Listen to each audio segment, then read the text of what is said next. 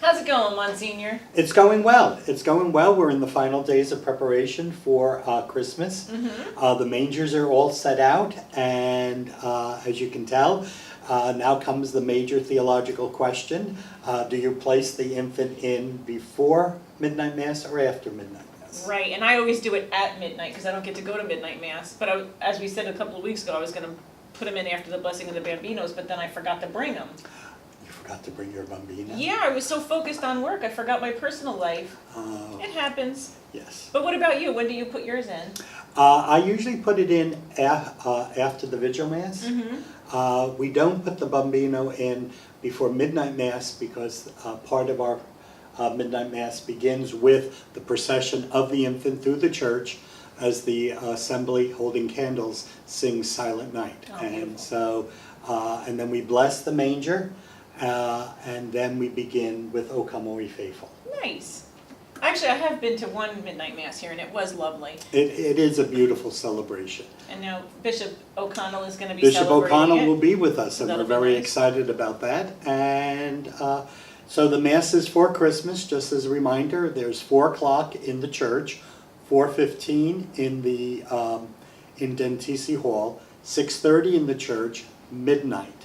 Also a reminder that the choir does a Christmas concert of Christmas songs, including a sing-along at 11:30 before midnight mass.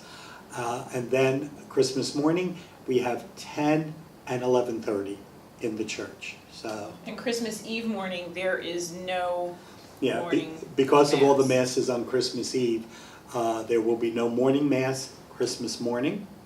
Of course, as I mentioned, the masses for Christmas Eve day. There's no masses on Christmas Eve day. There's no 7 or 9 Christmas morning. They're 10 and 11:30. And then the day after Christmas, there's only the 9 o'clock. And all the masses from really starting Monday will be in church. Right, all that, yeah, for all of Christmas week through New Year's, Really, yes, through New Year's. we'll all be in the church for the daily masses. All right, and the office is going to be closed because everybody had vacation to use this year. We have to use it up before the end of the year or we lose it. So we decided to close the office. And we don't really get a lot of business that week anyway. Yes,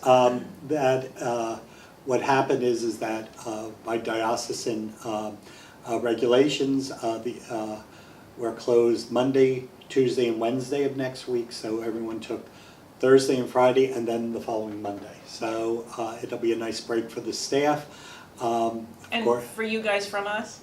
Yes, and hopefully you'll be spending time with family and friends during that opportunity. But that also brings up another issue of families who are experiencing a loss this Christmas. And I think we need to be very sensitive to that and wish everyone a most holy Christmas. In some cases it won't be merry, but it can still be holy. And actually, next week we won't be doing one of these videos because we'll be off, but that following Sunday after Christmas is the Feast of the Holy Family, which also begs the question, what is a Holy Family? Obviously Mary, Joseph, and Jesus are a Holy Family, but we're all called to be Holy Families too. And that, looking at them as our model of those who were refugees, Joseph was a day laborer, they had money problems, they were marginalized. It was a struggle for them, and it's a struggle for many of our families. They dealt with loss. We never hear about Joseph again after the temple incident. So, just as the Holy Family struggled and suffered, our Holy Families do also. Yes. We find Christ in the suffering. And that's one of the things that I think is so important, is that for us as Catholics, suffering isn't a sin. Suffering is not God punishing us. Suffering is really part of life. And in that, we're not spared the suffering, we're just promised that God will be with us in the suffering. Remember Jesus, Emmanuel, God with us. So that's the purpose of this feast.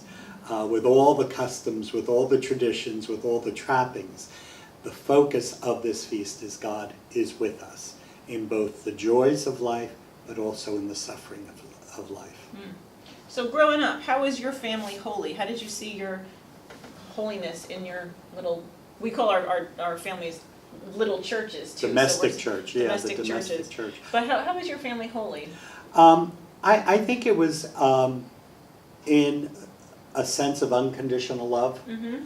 I mean, there were times when my brothers and I would get into trouble, and mom and dad would not be too happy with us, but we never questioned their love for us. But also, I think, in perseverance, which very few people talk about today. You know, you just hang in there, and in a world that is so quickly a throwaway society, hanging in there seems to be a contradiction. Yeah. And yet we find in the scriptures that Jesus and Mary and Joseph and the apostles all hung in there and continue to hang in there from their place in heaven for us. How about you?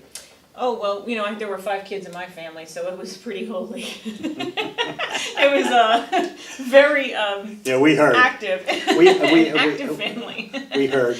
Yeah, everybody was running in different directions. You know, there was a lot of fighting, a lot of trouble, but again, always sticking together, and we prayed together as a family. You know, every night at dinner we would pray together, and then we had this little prayer box with all of our family and friends' names in it. That was my dad's thing. And since there were 7 of us, we would each take a turn picking a name out of the box and pray for them. So prayer was really integral part of our lives. And my parents were always taking in people who, like teenagers from birthright and, you know, runaways and whatnot. So there was and volunteering in the community. So it was like, that was we were like a little mini church. A lot of discord, but a lot of love too. I think also for us, Mass was very important. We always went to Mass. I think one of the frustrating points is people expect God to be there, and yet they don't look for God in the right places. They kind of think that, well, if I sit here and I think of God or I pray to God, you know, I'm doing my part. But the reality is that it really is easier to pray to God by yourself than to pray with other people. But that's how God wants it. Messy. Yes.